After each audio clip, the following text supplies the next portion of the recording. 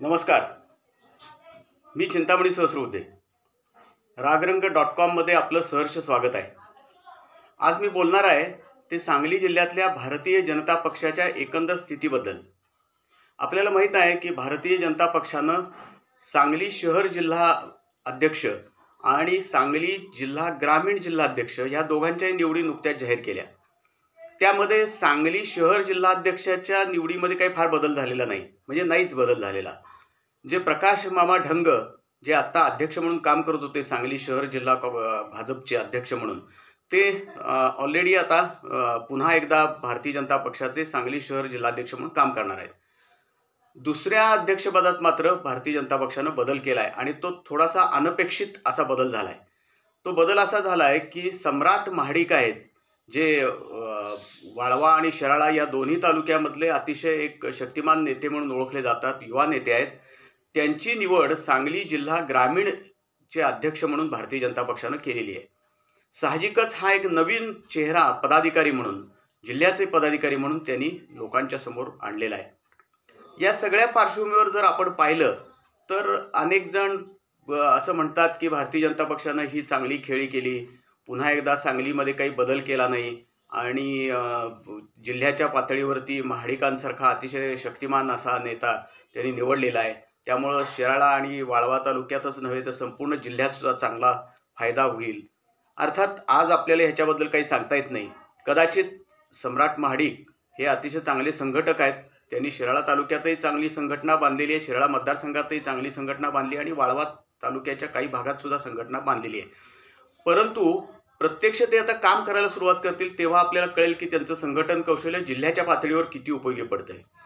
आपण जर आज सगळी एकूण जिल्ह्याची स्थिती पाहिली भारतीय जनता पक्षाची, तर ती 2014मध्ये झालेल्या विधानसभेची निवडणूक असेल, लोकसभेची निवडणूक असेल किंवा 2019मध्ये झालेली विधानसभेची निवडणूक असेल आणि लोकसभेची निवडणूक असेल, त्याच्या आधी झालेल्या सांगली मिरज कुपवाड महापालिकेची निवडणूक असेल किंवा जिल्हा परिषद पंचायत समितीच्या निवडणुका असतील, या सगळ्या पार्श्वभूमीवर जर आपण पाहिलं तर आज तरी कागदावर तरी आपल्याला निदान आणि प्रत्यक्षात सुद्धा की भारतीय जनता पक्षाची ताकद पूर्वी एवढी राहिली आहे असं दिसत नाही, असं अनेक जाणकारांचं मत आहे. याचं सर्वात महत्त्वाचं कारण असं आहे की जत तालुक्यामध्ये जे भारतीय जनता पक्षाला ज्यांनी बळ दिलं आणि ग्रामीण भागामध्ये म्हणजे अगदी उमदी कोणत्या बोंबलाद असेल, संख असेल, बिळूरपर्यंत अशा प्रत्येक गावापर्यंत ज्यांनी भारतीय जनता पक्ष नेऊन पोचवला, ते माजी आमदार विलासराव जगताप आज भारतीय जनता पक्षात नाहीत. त्यांनी अजितदादांच्या राष्ट्रवादी काँग्रेसमध्ये प्रवेश केलेला आहे. त्याचबरोबर रवी पाटील जे आहेत, तमणगोंडा रवी पाटील जिल्हा परिषदेचे माजी सभापती, तेही आज भारतीय जनता पक्षाबरोबर नाही आहेत. प्रकाश जमदाडे आहेत पण ते कितपत आता भारतीय जनता पक्षावर राहतात हे लवकरच कळेल. आता दुसऱ्या बाजूला गोपीचंद पडळकर जे आमदार आहेत ते तरुण आहेत, संबंध राज्यभरामध्ये त्यांचा संचार सगळीकडे सुरू असतो, हे सगळं खरं आहे.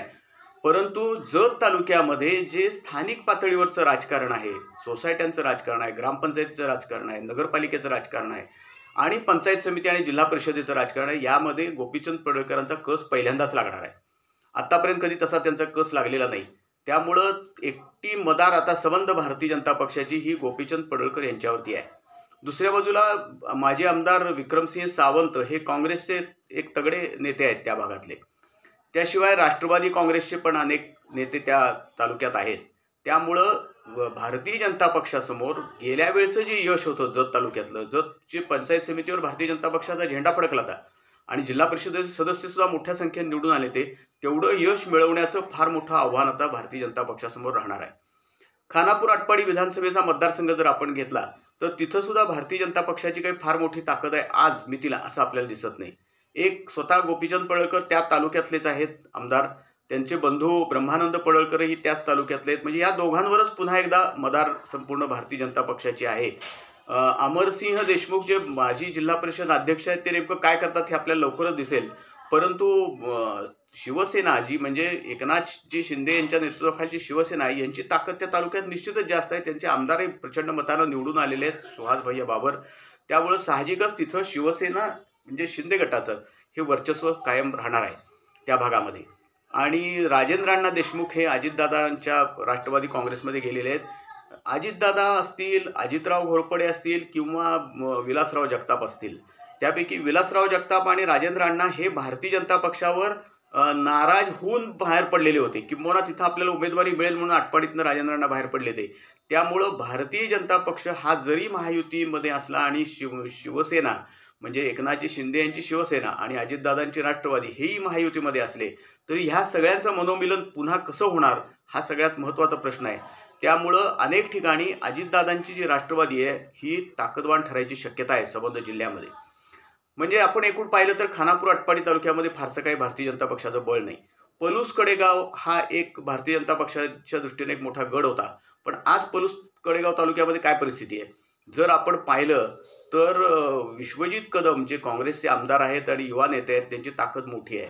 पलूस तालुक्यामध्ये क्रांती साखर कारखान्याचे अध्यक्ष युवा नेते शरद लाड यांची पण ताकद चांगली आहे. आमदार अरुणाण्णा लाड यांचाही प्रभाव मोठ्या प्रमाणावर आहे. भारतीय जनता पक्षाचे 2 नेते त्या तालुक्यात आहेत आणि ते दोन्ही कडेगाव तालुक्यातले. एक म्हणजे माजी आमदार पृथ्वीराज देशमुख आणि माजी जिल्हाध्यक्षही होते ते भारतीय जनता पक्षाचे, आणि जिल्हा परिषदेचे माजी अध्यक्ष संग्रामसिंह देशमुख. आता ह्यापैकी संग्रामसिंह देशमुख आणि पृथ्वीराज देशमुख हे दोघंही जिल्हा ग्रामीण अध्यक्षपदाच्या स्पर्धेत भारतीय जनता पक्षाच्या होते.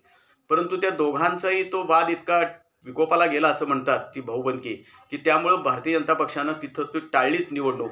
त्यांची निवड कुणाचीच निवड करायची नाही असं त्यांनी ठरवलं आणि साहजिकच त्यामुळं आता दोन्ही गट पूर्णपणे नाराज झालेले आहेत, काहीसे निरुत्साही झालेले आहेत. त्याचा फटका भारतीय जनता पक्षाला जिल्हा परिषद आणि पंचायत समितीच्या निवडणुकीत निश्चित बसणार आहे.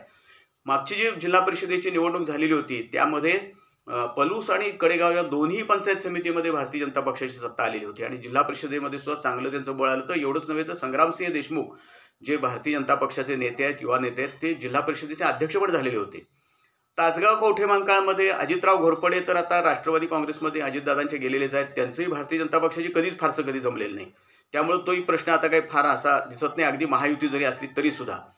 संजय काका पाटील अजून यांना वेटिंगवरतीच ठेवलेलं आहे भारतीय जनता पक्षानं, किंबहुना ते भारतीय जनता पक्षात त्यांना घेतील का नाही याबद्दल शंका आहे. चंद्रकांत दादा पाटील यांनी जे वक्तव्य केलं होतं की अजितदादांनीच त्यांचं पुनर्वसन आता करावं, त्यावरनं ते भारतीय जनता पक्षात त्यांना घ्यायला स्वतः पालकमंत्री सुद्धा इच्छुक आहेत असं आपल्याला दिसत नाही.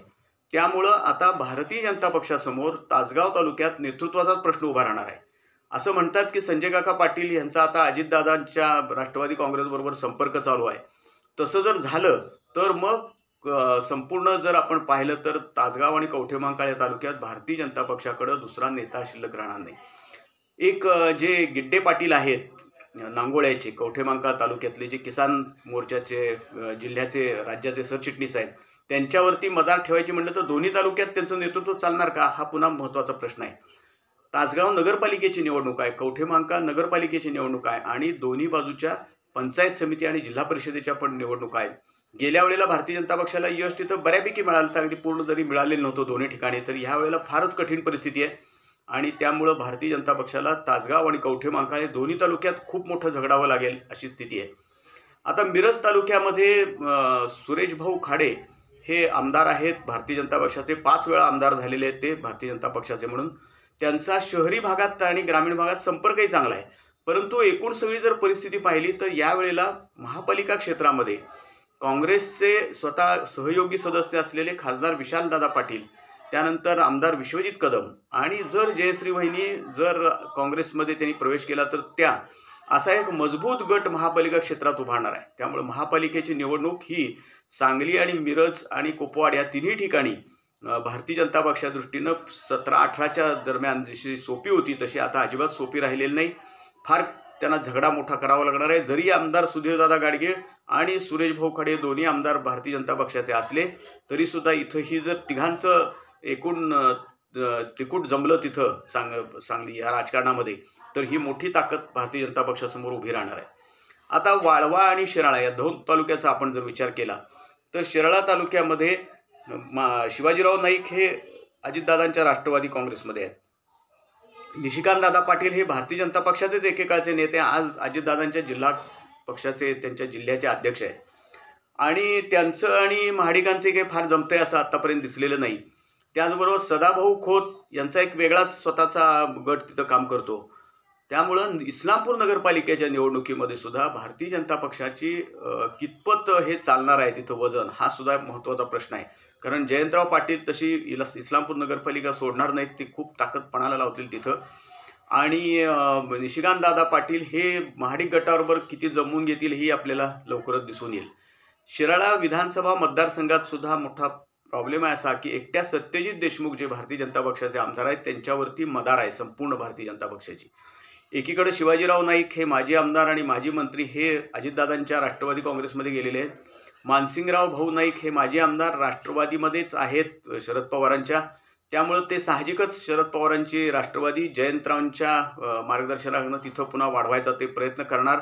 आपल्याला आठवत असेल की मागच्या जिल्हा परिषदेच्या निवडणुकीत संपूर्ण जिल्ह्यामध्ये भारतीय जनता पक्षाला चांगलं यश मिळालं होतं. वाळवे तालुक्यात संमिश्र यश मिळालं होतं, परंतु शिराळा तालुक्यात एक हाती मानसिंगरावनी पंचायत समितीत निवडून जिंकून घेतलेली होती आणि जिल्हा परिषदेमध्ये सुद्धा मोठं वर्चस्व निर्माण केलेलं होतं. आत्ता आपल्याला असं दिसतंय की मानसिंगरावांचे जे चिरंजीव आहेत विराज नाईक यांनी फार मोठ्या प्रमाणावरती लोकसंपर्क संपूर्ण शिराळा मतदारसंघातच सुरू केलेला आहे. शिराळा तालुक्यातही सुरू केला आहे, शिराळा मतदारसंघात सुद्धा सुरू केला आहे.